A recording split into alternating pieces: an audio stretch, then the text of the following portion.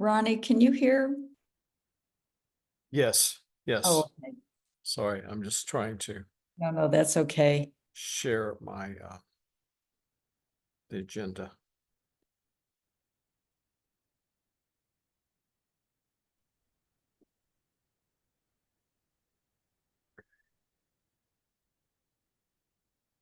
Hi, Lynn. Hi, Kathy. Hi, Ronnie.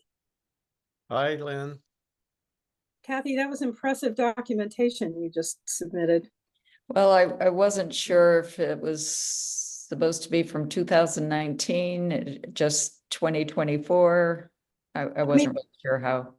I don't think it hurts to reach back farther and just show that You can always delete. You can always delete. That's right. Right.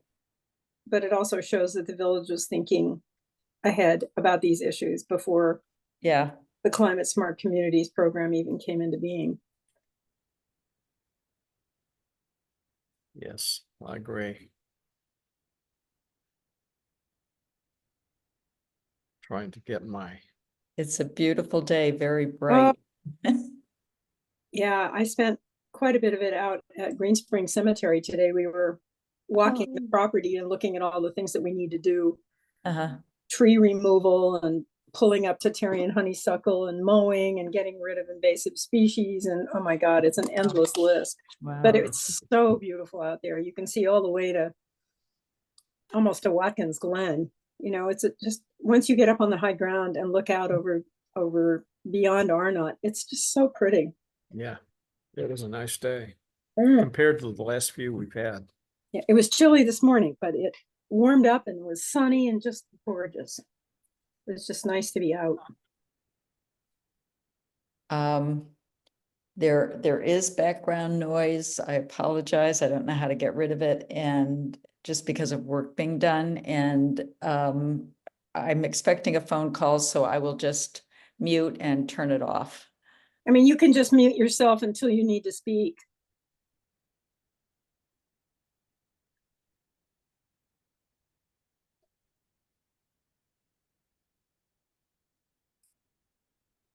Jerry.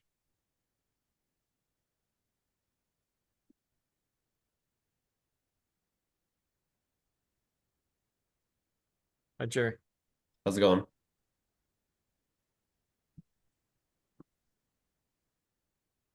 Hello. So far, so good. We were just commenting on what a pretty day it is. Yeah, it's really nice out today. I feel like it's been on and off, good and bad weather. It's getting closer to winter, so. I was surprised to find at Eddydale today, they still have sweet corn, but my guess is it's probably the end because I'm sure their fields have frosted. Yeah. It got pretty cold last night. Yeah. But into October is pretty good. Be able to still get sweet corn. It's been so good this year.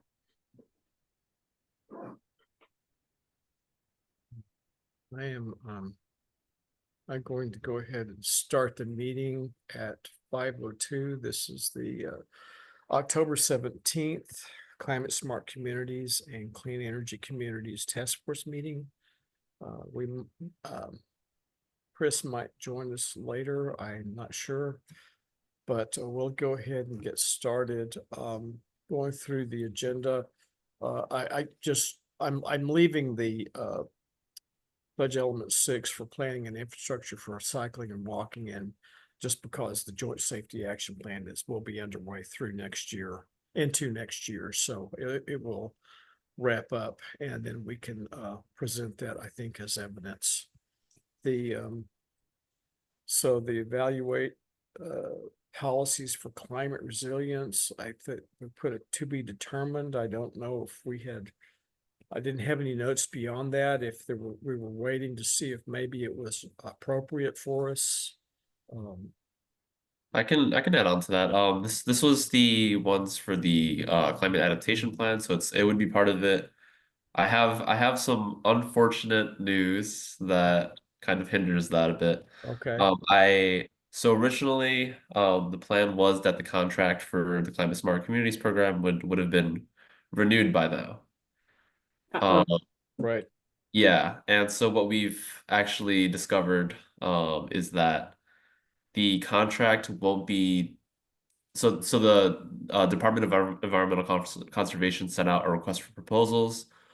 We've sent out a proposal with another contractor, but we will not hear back from DEC on whether or not we get the contract until January. Oh, Okay, My announcement now is that I'm actually transitioning into Chris's CEC budget line right now. So I'll be doing a lot more CEC focused work. And it's seeming like I won't have a clear answer for this until January, but I will be around and I'll still be happy to answer some CSC questions and help you figure out stuff. It just won't be my main focus until January, I want to say. okay, all right. That's fine. Thanks for letting us know. We'll just stay tuned. See if we can pick it up in the future. The heat emergency plan, I think we had already discussed this. We need to come up with a policy tied to the whole health. I have not worked on that. yeah. So that would still need to be done along with, so it would be with the whole health and with some of Kathy's FEMA and ready.gov, potentially some of her references also. Ronnie, So- what would a policy for the village look like in that regard? Oh, We just- would just shadow what the county does and make sure that Yeah, I think, places within the village are available. yeah, I believe so. We would Uh-huh. just say that for our heat emergency plan, our resolution would be that we would support the Tompkins County Whole Health Department Uh-huh. and that we would provide all of our residents and businesses interfaces into that organization from our village website Okay, as contact and especially with any type of an emergency notification, we would ensure that the notification pointed people to a heat emergency resources through the whole health department, Okay. which I believe we did at least once or twice this past summer. So that's pretty much what we're already practicing anyway. yeah. I had a question. Do you get the siren, TC siren notification? Oh, yes, yeah, the siren notifications, yes, I do. I wonder, has that been extended to heat emergencies?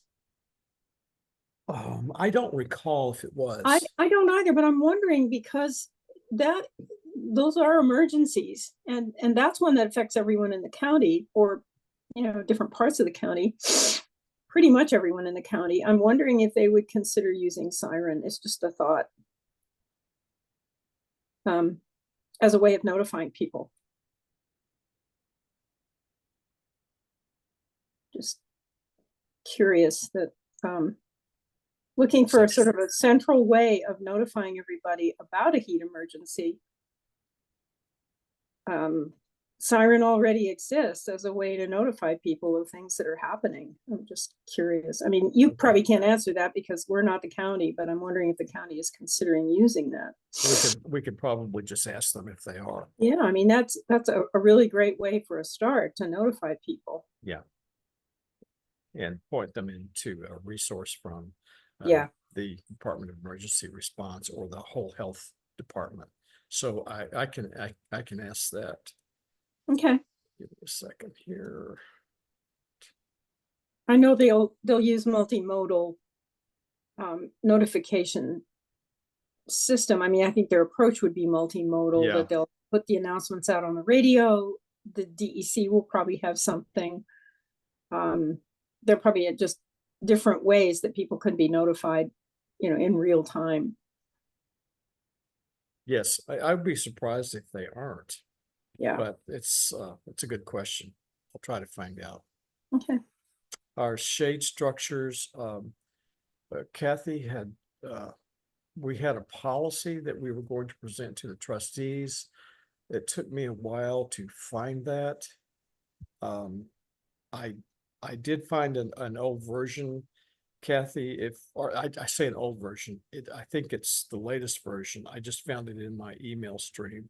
We just need to talk about, do we want to try to get that into Monday night's meeting to propose it, or do we want to postpone it until another meeting? First meeting in November? We can try to put it on the agenda. If we run out of time, we can extend it to the next. It's pretty simple. It's basically just trees and shade structures. It's the one that everybody edited.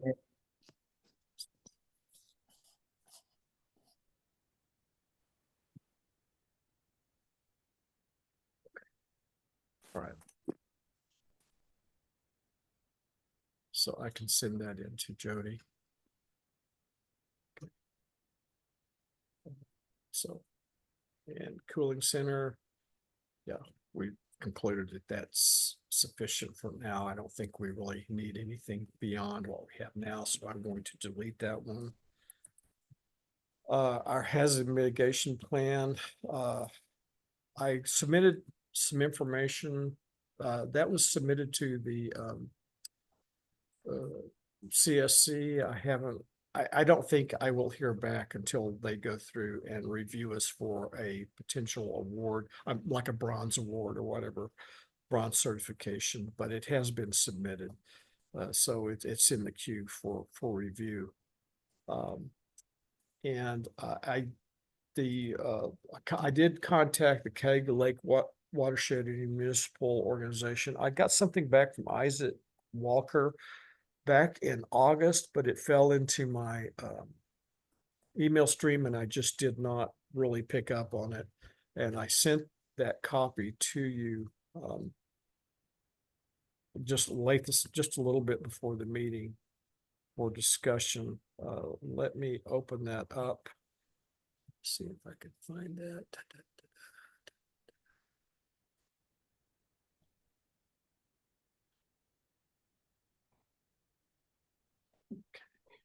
Have to go into stop sharing. Share. I'll just share my screen. Sure. Okay. And so here is the email. Let me see if I can.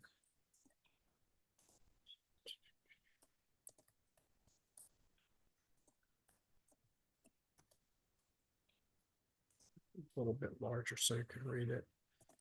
So basically the watershed plan, he pointed me to that. It said that we can use that as a reference and it covers riparian buffers. Is not sure it can use one document for multiple questions, but I believe you can.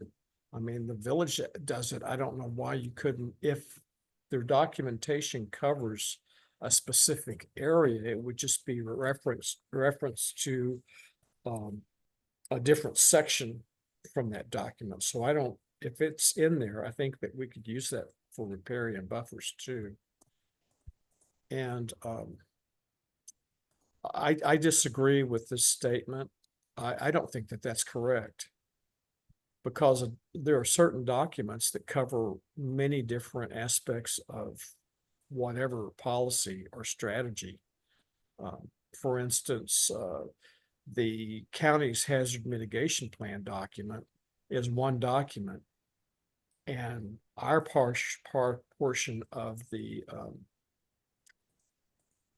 that document is an appendix, and it can be used for many different reasons. And I disagree with that. I think it doesn't hurt to suggest it. I wouldn't worry about that. As long as the document sufficiently covers the basis of Right. the action, it'll count. You can use the document however many times it covers for whatever action. So yeah, I wouldn't worry about that. Yeah, I disagree, but yeah, it's fine. And he's gave some more information. I'm not sure what a DWSP2 is, but Drinking water.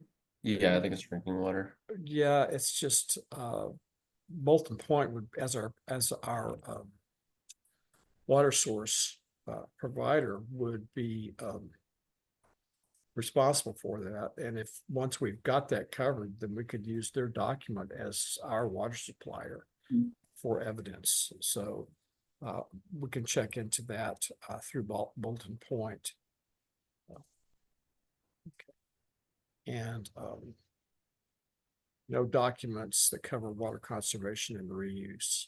And he said he would let Roxy chime in, but I never heard from Roxy. But she was not covered on this, or was not copied on this email. So it could be that I could just forward this to her and say, and ask if she can find out if there are some documentations within there, some other documents within the CREO that would cover that. So anyway, I wanted to show that to you, that I had received a reply. I just wasn't aware of it. Okay. So go back to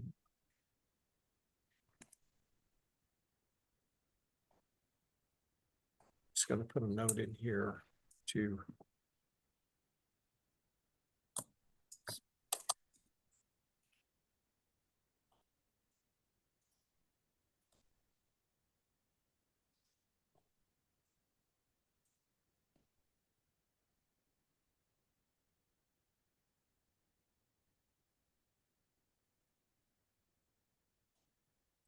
just as a reminder.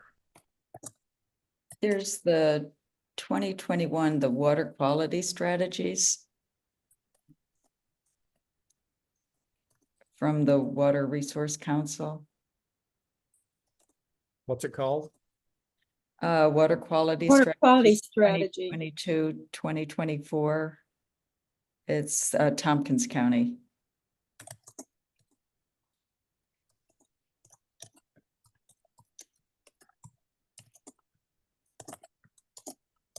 Let's see if I can find that online. I think it's under reports on our website. Oh, is it? Oh, that's Yeah. our water quality report. Okay, Yeah. okay, yes. Well, yeah, we get one of those annually. Which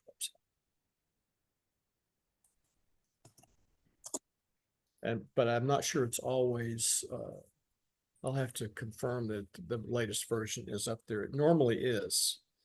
The one that's up there is the one that the county adopted in November, let's see, November 15, 2021. I think we have something more recent than that. Oh, do you? Okay. It would probably be on the website, on the county website under Water Resources Council. I can try and find it. Okay. Maybe not right now, but yeah, I'm pretty sure we've updated it since then, because we've had working sessions on it Okay. in the past, just this past winter, I'm pretty sure. So there's probably a 23 version. I could try and find it, but I don't. Let me.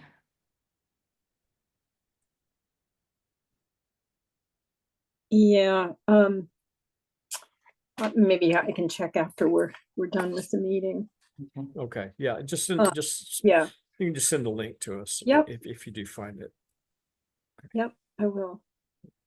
Sometimes it's a little tricky finding water quality stuff, Water Mhm. Resources Council stuff on the county site, because it's a vast website. There's so many places you can get lost.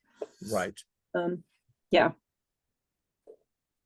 But I would think that also the CREO would probably have a link into that, or might. Yeah, if we they can't find it, probably do. they Probably do. probably can provide it. If we don't find it on our own, then we'll just do a search through their site, and if we can't find it, we'll say, do you happen to know where the latest version of this document is? Well, I'll look while we're talking. Okay. And so that's all we've got currently for the CSC, CEC, the bronze, getting our bronze, enough points for our bronze award would be, it's still in process. That's what we're working on. the grants, we are still working on, working within the village on what projects might be acceptable.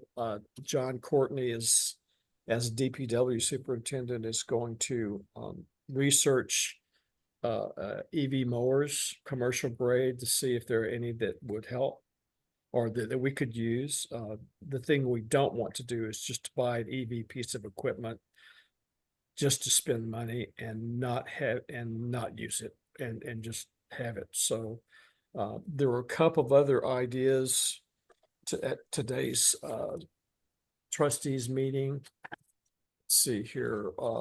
Carolyn Greenwald wondered if we could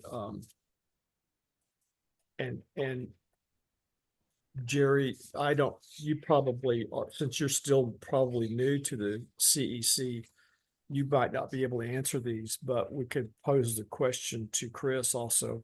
Yeah, yeah. You can ask him. I might know some of the answers just because I've already started doing some of the work. But if it's Okay. a question that I'm uncertain of, I can always ask Chris, or we could just like send him an email real quick. Okay.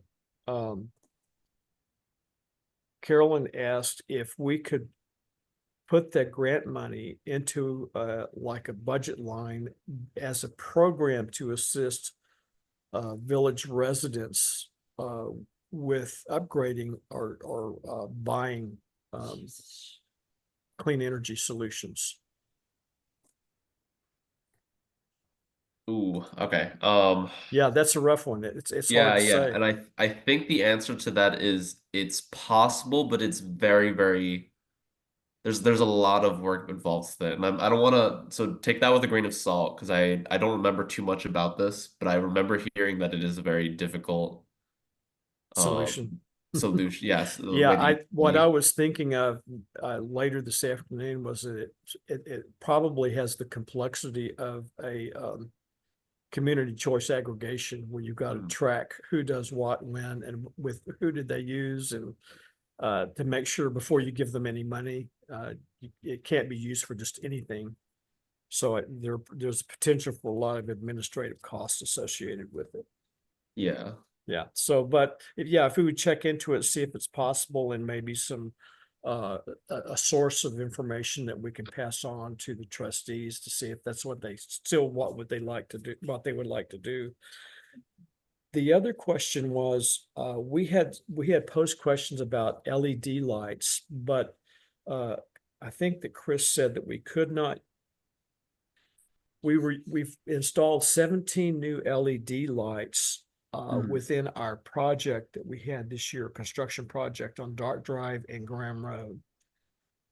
And he said because it was part of the project, we could not use that. However, it turns out that the only portion of our project that we contracted for was for installation of the bases and the poles. The lights themselves, the village is purchasing and installing on our own. And does NICEAG own the poles then? No, we own the poles. Okay. We're signing a contract with them where we own the lights. We just pay for the energy, in other words. So since we are purchasing the 17 LED light heads for those poles and installing the wiring, if we could use the grant money to pay for those 17 LED light heads.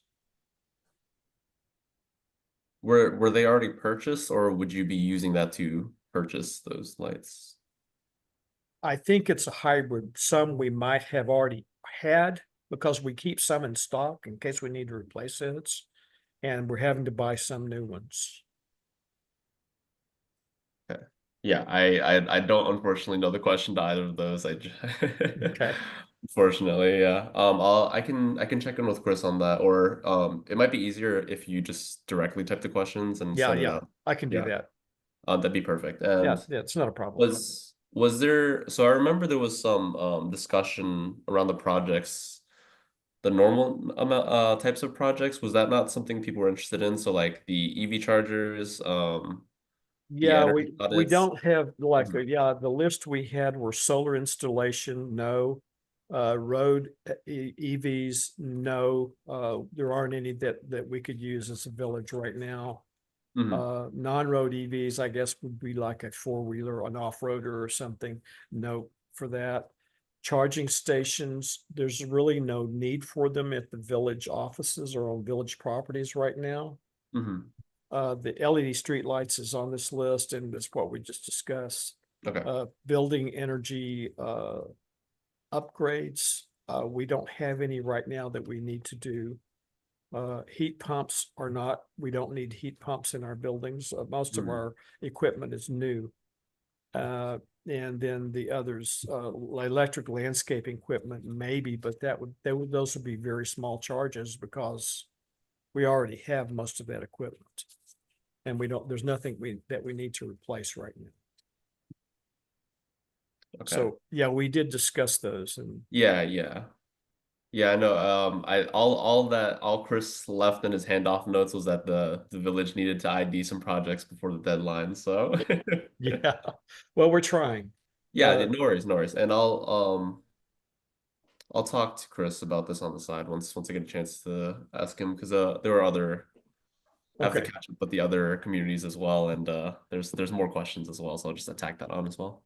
okay. I will type up an email to Chris. I'll try to find out in the meantime if we can get the exact number of light heads we already own or have purchased and how many that we will be purchasing in the future. Mhm. And that may have to come as a second email though. Because I have to get with John Courtney about that. All right, that's no worries. Yeah, I asked that question because I don't really know if you can retroactively get like a rebate for it. Right. So if you had already purchased it, I'm not sure that you can use the money to basically pay yourselves back for it. But I think if it's going into the future and you're planning on purchasing it, then you can do that. Okay. All right. So Yeah, I, everything I say though, take with a grain of salt because I I'm understand. very No, new, yeah. we'll just start the questions and see what the final answer is. Mhm. I did find Chris's answer to the questions about the LED streetlights. Yeah. He said it's a little frustrating, but NYSERDA has been very clear that they don't want to fund work that is already underway. Mhm. Are the light replacements already under contract, or is there funding commitment from an outside source? Yeah. Some of these, I thought that the light heads were part of the original contract for the work, but it turns out that they were not. They're not. The actual installation of the light heads, purchase and installation of the light heads and the associated wiring are going to be done by the village, not by the contractor. So that's why I was asking.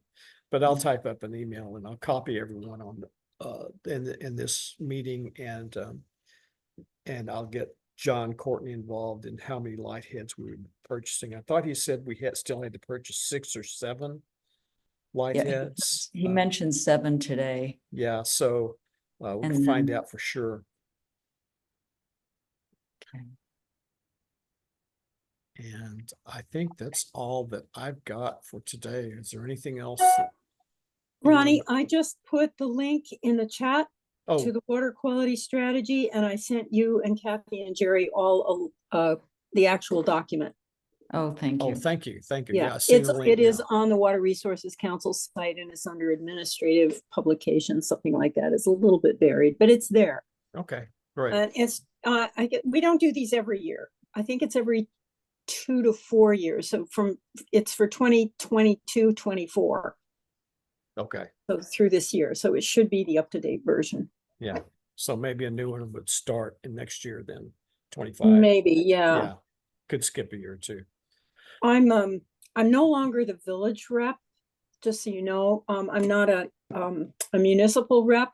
Okay, The villages per se don't have representatives. There are 2 municipal seats and they can be filled by any 2 people from any 2 municipalities. And I decided to step back okay, and let somebody else represent their municipality. But, you know, in spirit, I'm still representing the village and letting you know what's going on when it's okay. you know, crucial. But I'm now an associate member. Okay, So I don't think I need a village appointment. I just need to fill out the form right, and tell them, yeah, I'd like to serve for 2 more years. okay. Well, that's fine, as long as we're informed. That's the important. Yeah, yeah. And the seat that I sit in, it's just an associate seat. I'm not a voting member now. Okay, I've you're a given, liaison, pretty much then. but I can be a liaison, yeah, Right. Well, in that's an fine. unofficial capacity. But it's still a really good group. And on this coming Monday, we are getting a speaker, Bernd Blasi you will remember Bernd from our deer hunting program. Yes, He's been working on invasive species for most of his career at Cornell in natural resources. And he is coming to talk to us about hydrilla, specifically on whether or not eradication programs are actually working. I mean, we've been doing eradication here on Cuba Lake for the last 10 years right. or more, actually more than that probably. Mhm. And it's still spreading. Yeah. So, I think it'll be interesting. Anyway, that's an aside. Okay. Is there anything else from anyone else? Another topic? I just have a question. How does NYSERDA's Climate Smart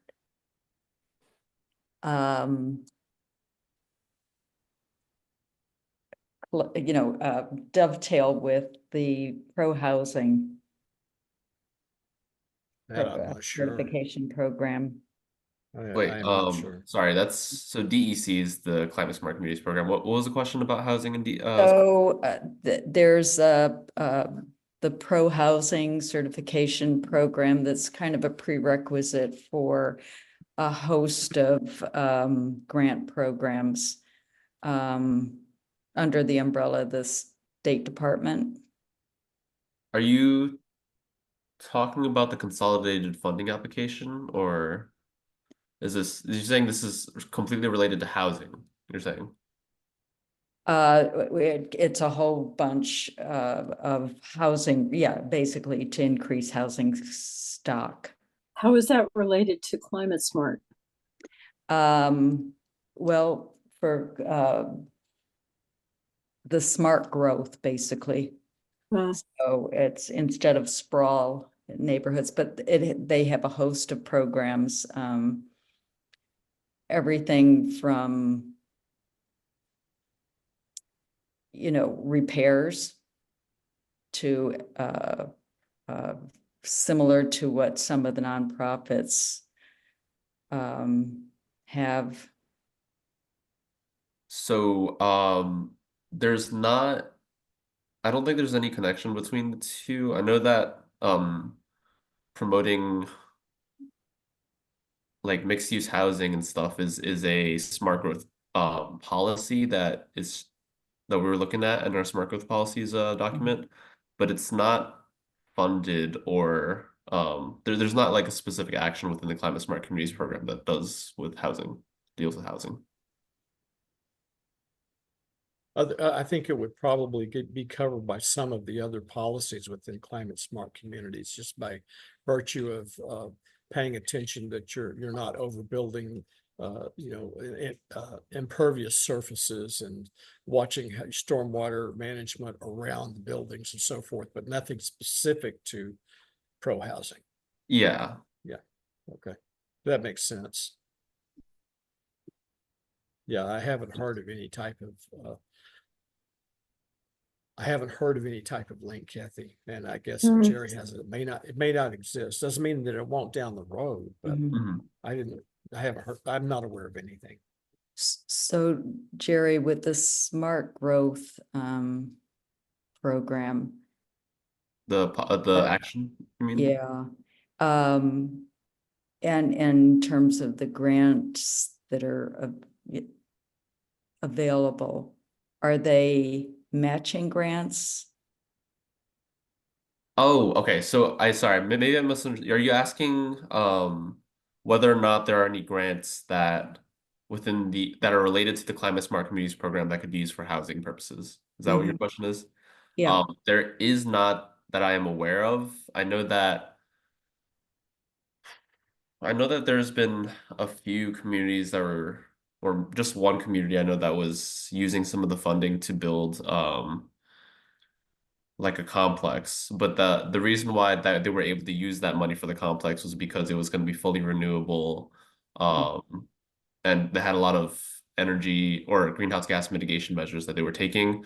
So I don't think there's any actions related specifically to the Climate Smart Communities program that would be able to fund any housing opportunities. I don't know about the overall, so the consolidated funding applications is a statewide like application that a municipality can go through to get grants. There's a ton of grants in there. I don't even know like a handful because I've never had to go through the process. I'm sure there might be a few in there for housing, but I am not an expert on that. So it would be more of energy upgrades, repairs of that sort. Yeah. Um, are with the list of grants that are available, do they all require a local match? So to my knowledge, some of them are match free. But it's like I said, because it's not the Climate Smart Communities grants, I really don't Oh, have I see. an idea. Yeah. So it would be a separate grant that would be in the application that you can apply for. But these specific Climate Smart Communities grants do not fund housing stuff. Okay. So what are the primary things the funded and through the Climate Smart? Yeah, so the Climate Smart Communities grants are separated into two different pots of funding. So one of them is implementation. So if you have an action that deals with climate adaptation, for instance, let's say you're flood-proofing infrastructure or something, there's funding for that. That's like the adaptation implementation side of things. But then there's also a pot of funding for writing like comprehensive documents, right? So if you're let's say you wanted to hire a consultant to do some sort of technical document for you, that would be part of the other pot of funding. So if you were upgrading comprehensive plan, if you wanted to do a gap analysis in your code, things like that. Yeah, if there's a climate smart community action that specifically lists something similar to that, then you can get funding for that action. And I know that there are even some communities that have gotten money just for other projects that even weren't specific under CSC action, but it related to either greenhouse gas mitigations or climate adaptation goals. So yeah. Okay. And so that kind of gets back to Carolyn's question about, housing repairs and energy upgrades. Okay. So in the actions that could potentially get funded that you mentioned, do they require a local match? Right. So it's dependent on the project as well as yeah, I'm just gonna say it's dependent on the project because there are certain grants that won't require a match, but most of the grants require a 50-50 match depending on the community the village's median household income. So I don't know what the village of Lansing's median household income is, but the thresholds are I think $65,000. If you're below that threshold, it's a 20% match for the grant. Oh, I see. So it's Typically. by the Yeah. community income level. Mhm. Is there a simple summary sheet somewhere? What you kind Yeah. of, what I'm saying? I can find you something and I'll send it to the group. I'll add That'd that be to the list great. of things to do. Yeah. And then I will also provide a document with the list of communities that were awarded money through the program, so you can get an idea of what was funded. Okay, Um, that'd be great. yeah. If this is redundant for Ronnie and Lynn, I apologize, is it? That's fine. jump in and say, No. we've got this. No, you're fine. I apologize because I feel like I was misunderstanding your question. Oh, well, I'm always not clear. Yeah, no, you're fine. But I did send, I don't, Ronnie, I don't know if you saw my email recently, but I know that, well, I don't, since the village doesn't really need EV chargers and not super relevant, but I know Right. that, yeah, DEC's EV chargers grant is out right now. Okay.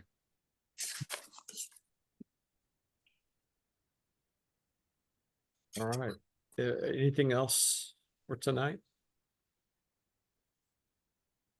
Okay, I will adjourn the meeting at 5:39, and I got a couple of action items, so you might see a couple of emails from me in the next day or so related to what we discussed tonight. So anyway, thanks everyone, and I Thank will you. see you at Thanks. one point or another in a meeting or another. So Jerry, thanks a lot, and good luck with the switching over to the CEC.